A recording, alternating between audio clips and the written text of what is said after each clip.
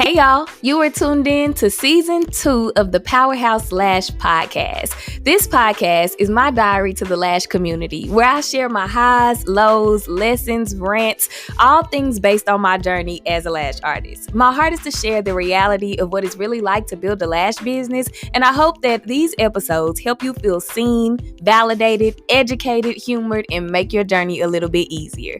I'm your host, T the Brand, and I'm glad you're here. Now let's get to it.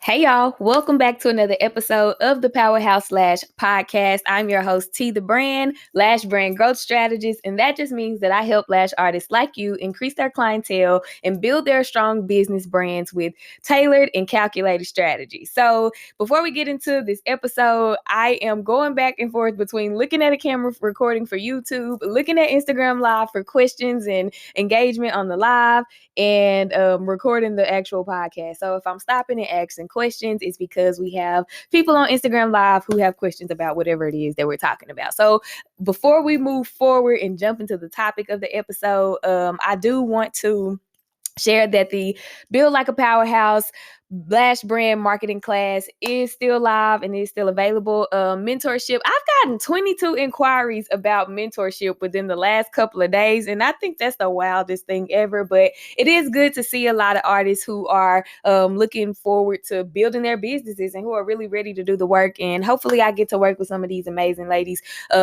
within the next few months. So I'm also thinking about kind of changing up how the mentorship program works. I think I'm going to go in a quarterly kind of way, like, okay, each quarter I'll take a certain amount of mentees because I want to make sure that I'm able to give my full attention to everybody. And it's not like it hasn't been happening or it's been a struggle or anything like that. I only have 2 mentees right now. But I want to be able to really help and invest my time and my energy and efforts into my mentees. So I think I'm going to put a cap on the mentees that I take in, and I think I'm only going to take mentees by quarter because when you get the Build Like a Powerhouse Lash brand growth strategy class, 3 months of mentorship is included with that class if you choose to opt into mentorship. And I just choose 3 months because it's a realistic time frame to actually see growth and apply changes and, do the things that you need to do to move your business forward. So 3 months is a quarter. And yeah, I think that's the way we're going to go. But yeah, sign up for that. If you have questions, make sure you DM me on Instagram at Powerhouse Lashes by TTB. All right, so let's get into this episode. Today, I'm going to be sharing 5 things that I wish I knew before I became a lash artist. So if you didn't know, before I became a lash artist, I was a social worker. And at the time, I was a middle school social worker doing basically counseling or therapy for the students on my caseload that were at the school that I was working at. And once COVID hit, I think like a month after COVID hit, that's when I was let go from my job. Hello, Flawless Culture Beauty. That's when I was let go from my job, and I was kind of chilling through the summertime, still applying places, but nothing too crazy because I was just trying to rest. And then in August, when I realized, okay, I don't have another job yet, I saw a lash class. It was so random. It was very random. I was on the phone with my friends one day and I told them I want to learn how to do lashes. I didn't wear lash extensions. I knew nothing about lash extensions. It was just what I would think at the time was random, but it was definitely a God move, knowing now, hindsight is 2020. And so now, after I told them that, the very next day, a lash class popped up on my timeline. I had done no research about lashes, nothing looking into YouTube about it. Like, I knew nothing about extensions. So that was how I got my start with extensions. And then like the next month, I took my training and it was up from there. So things that I wish I knew before becoming a lash artist. Number one, you see all of these posts, and I actually see less of them now on Instagram, but I used to see all of these posts that would like break down how much money you can make as a lash artist. Like, oh, if you do this many sets or this many fills a day, you'll make this much a week, you'll make this much a month, and boom, you just got 6 figures because you did this certain amount of services in a day or in a week.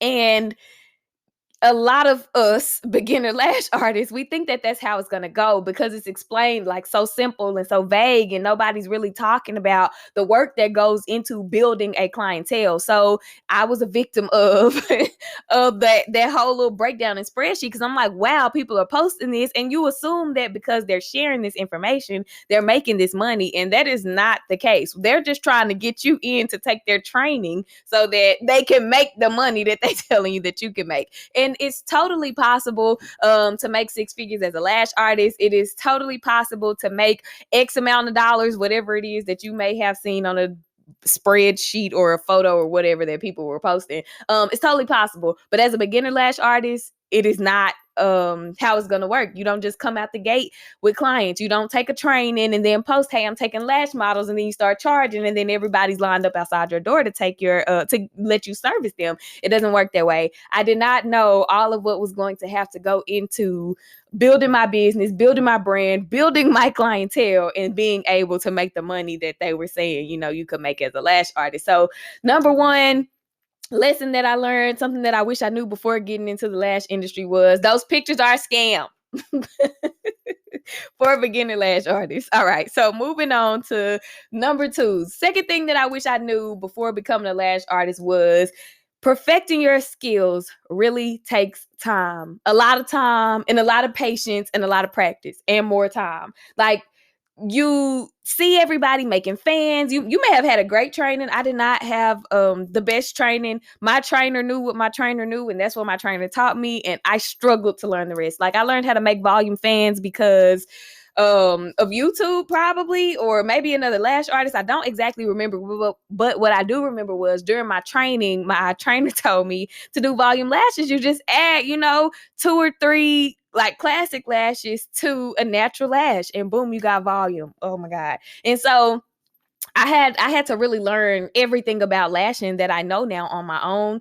I went to school, got my cosmetology license for lashing. School didn't teach me a whole lot about lashing because it was mostly focused on, prepping you for state board exams and making sure you understood all of the sanitations and the laws and all these things. So lashing wasn't a huge thing, like learning the finesse of lashing and all of that. So it really takes a lot of time to build that skill. And I remember feeling like, I'll say maybe about 6 months to a year into being a lash artist, I was feeling so defeated because I'm like, why is my time still at 2 hours for a fill? Why am I still taking 3 hours for a full set? And it would kind of fluctuate. Like, sometimes I would do a full set, maybe 2.5 hours, and I would feel good. Like, yeah, my time is getting down. I'm getting better. I'm getting faster.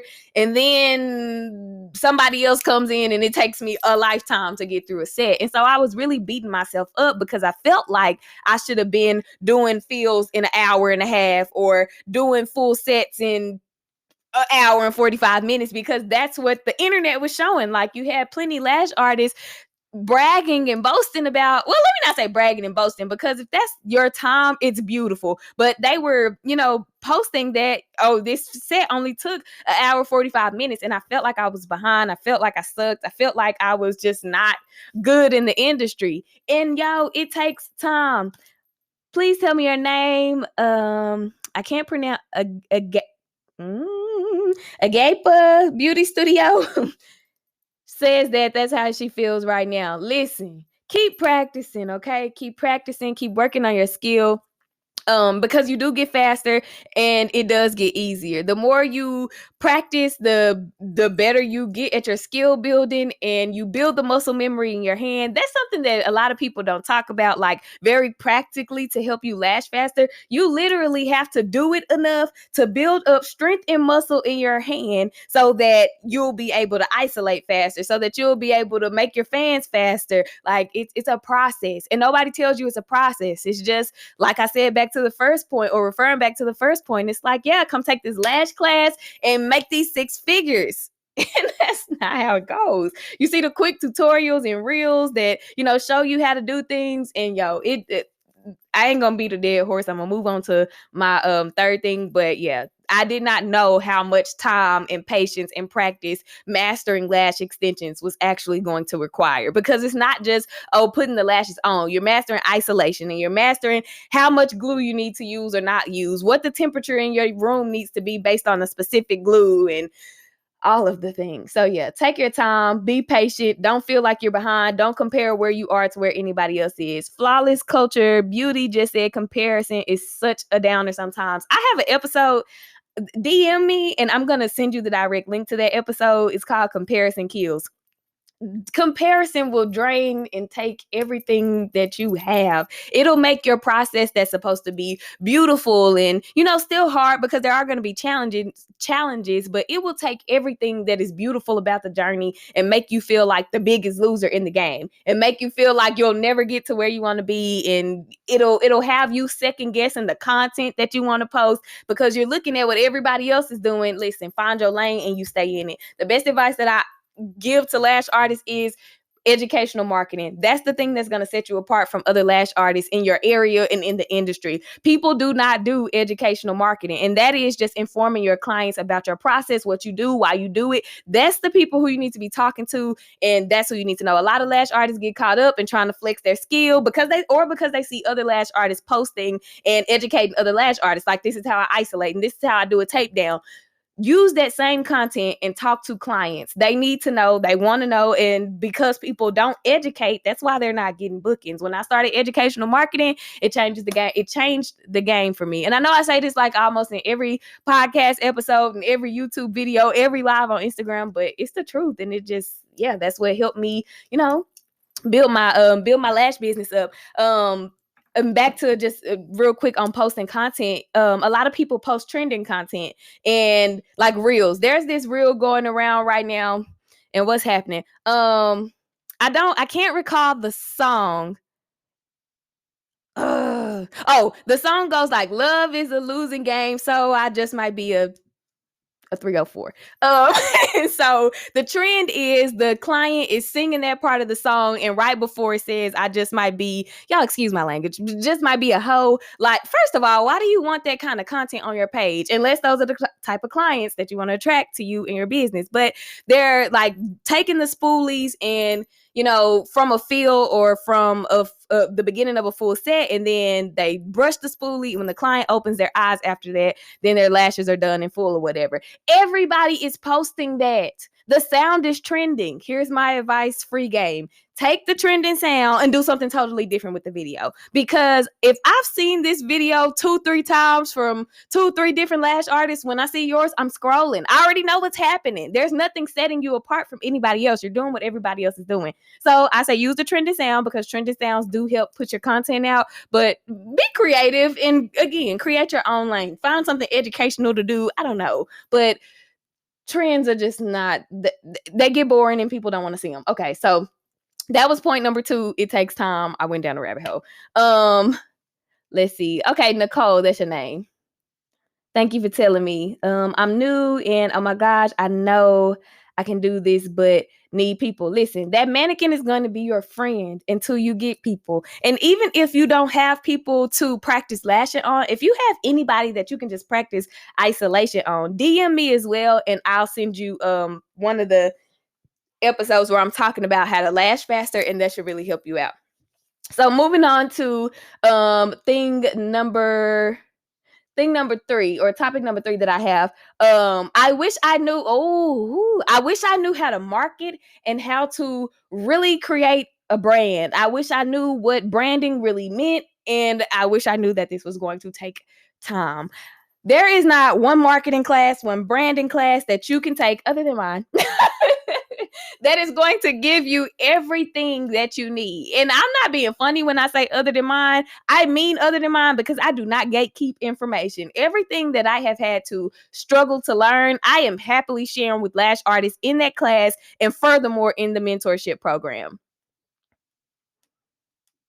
in that mentorship program, you are getting like the holy grail of my business breakdown and makeup and just all of the things that I've had to learn to strategize from the struggle of not having anybody else to help me through growing my business, help me to learn marketing. And when I say nobody to help me, I'm not saying that I had no resources, because I do strongly believe in investing. And that's the thing that sets a lot of lash artists, a lot of business owners apart from the others. That sets the people who grow apart from the people who are still in the same place and they've been in the game 3 years. Like, you have to invest in your knowledge. You only know what you know. And scrolling Instagram for free information, looking up on attending YouTube University, nobody is giving you everything in one video or 2 videos or all the videos on their channel. Like, you need to invest so that you can really get the best of the best information to help you grow and move. I took a couple of marketing and branding classes with lash artists, and I joined another lash artists mentorship program back in, I think it was the beginning of 2021. And once I learned all that I could learn from that mentor, I moved on and started looking for ways to make the information work for me. Because one thing that happened in that mentorship program was I had a lot of information, but I didn't know how to apply the information. I knew what a target audience was. I knew how to create my target audience. I knew everything I needed to be, I needed to have to create my brand. So I'm like, I have this brand, I have this target audience. Where are the clients at? I did not know how to bridge the gap between target audience and branding, making those merge together and learning how to market to my target audience with my branding included and creating content. Like, it's a lot, and you need somebody to help you learn all of the things. So that's one thing that I wish I knew before I got into lashing. If I knew nothing of, well, having not known anything about it definitely made it harder, but I just wish I knew that it wasn't as simple as it was being shared to be. I wish I knew that it was going to take a lot of time. I don't feel like I created a strong brand identity for myself until, I'll say, maybe last year. Like, I was trying to figure it out. I was trying to figure out who I was as a business owner, who I was as a person, because I went from social worker to lash artist to, okay, now I'm doing lashes, but I need to learn how to get clients. And now I'm doing YouTube and I need to learn how to do, like, there were so many things that I had to learn about myself as a business owner. So there was that. And again, just the marketing, the branding, the how to make it work, the how to apply this knowledge that I got from somebody else and make it work for my business. Like, nobody was bridging that gap. Nobody was connecting the dots. And so I struggled to connect the dots. And that's why I created my class and I do my mentorship program, because I don't want people to have to go through what I had to go through to, create their business and whatever, or not create their business, but to move their business forward. So thing number 3, just to recap real quick, I wish I knew how to market, how to really brand, and that was going to take time as well. It takes time to build a brand. So even once you get started and you have everything established, you have somebody to help you connect the dots, or you figure it out on your own, whatever. Once you get started, it's still going to take time, and it's still going to take a lot of consistency. And consistency means you're doing the same thing over and over in different ways. You're saying the same thing over and over in your captions in different ways. And it does get boring and it does get discouraging, especially if you're not getting the engagement on your socials that you feel like you should be getting, or you feel like you work to get. Keep going. I promise it's going to turn. People are going to see you. People are going to remember you. Like, there was a client that I got a couple of months ago. I think it was maybe back in January.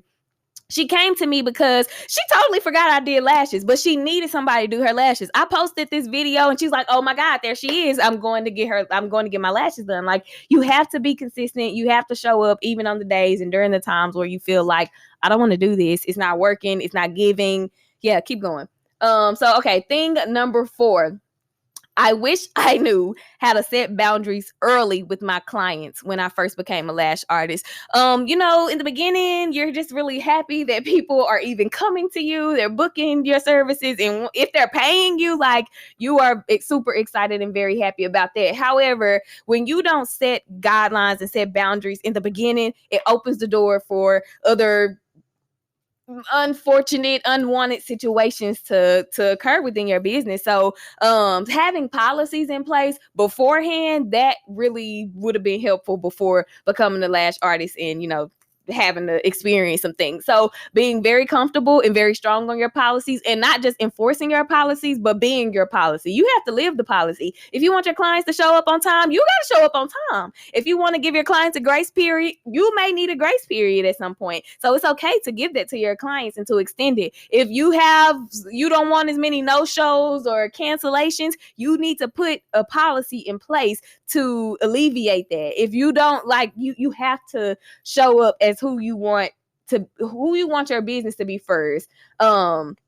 And yeah, you have to do it from the beginning. I remember when I first finally put policies in place. I was working with my first mentor. I finally put policies in place, and one day came where I had to enforce the policy, and I was so scared. I was so nervous. I didn't want to lose the client because it was their first time coming, so they really wasn't a client, and I needed to make the good impression, and I needed the money, but more importantly, there was the respect. The respect of me, the respect of my business, the respect of my time. So and I was communicating with the client. I let them know, just reminded them like, hey, this is, how long my grace period is. This is the time in which I have to cancel. Y'all, this lady pulled up 1 minute after I canceled the appointment. And you know what I had to do? I had to leave the appointment canceled, and I had to go home with no money, with no new client, because I had to teach people how to treat me and how to treat my business, because I was tired of cancellations, and I was tired of people showing up late, and I was tired of no-shows. So it is scary. It can be hard, but you got to do what you got to do to make your business run the way you want it to run. I always tell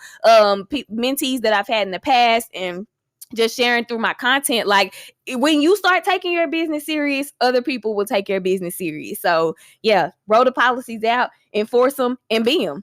Okay, and then my last thing, fifth thing that I wish I knew before becoming a lash artist was what valuable content was, how to create it, and who to create it for. So I just had this conversation with one of my mentees the other day about being concerned with posting right and wrong kind of content. Get that out of your head. The sooner you can stop thinking about what's right or wrong to post, the easier things will become. Think about what's valuable. What can I post about lash extensions that is going to help somebody who could be a potential client know more about lash extensions, know more about the process, and come book with me? Like, you have to give valuable information. You have to share and show clients the benefit of lash extensions. Otherwise, they're not going to come. It's not their job to research lash extensions and understand why they're helpful to them and why they need them. It's your job to know it and to share it. And really, one of the only ways that you really, really, really go know it is if you go get your own lashes done. So many lash artists do not get their lashes done. They're wearing strips. They're using the DIY lashes from Amazon. They're putting on mascara, and there is nothing wrong with that, but you can't truly market the experience if you don't really know the experience. And that's not just, oh, I got my lashes done 1 time, 2 times. No, be consistent. Is it expensive? Absolutely. But you gotta, not play the game how it go. You gotta respect the game. Like, if you want people to invest in your business and trust you to do their services and continue to come, you gotta give that out. You have to get your lashes done, and you have to pay for your fills every 2-3 weeks, however often you need them. Oh, sorry, y'all.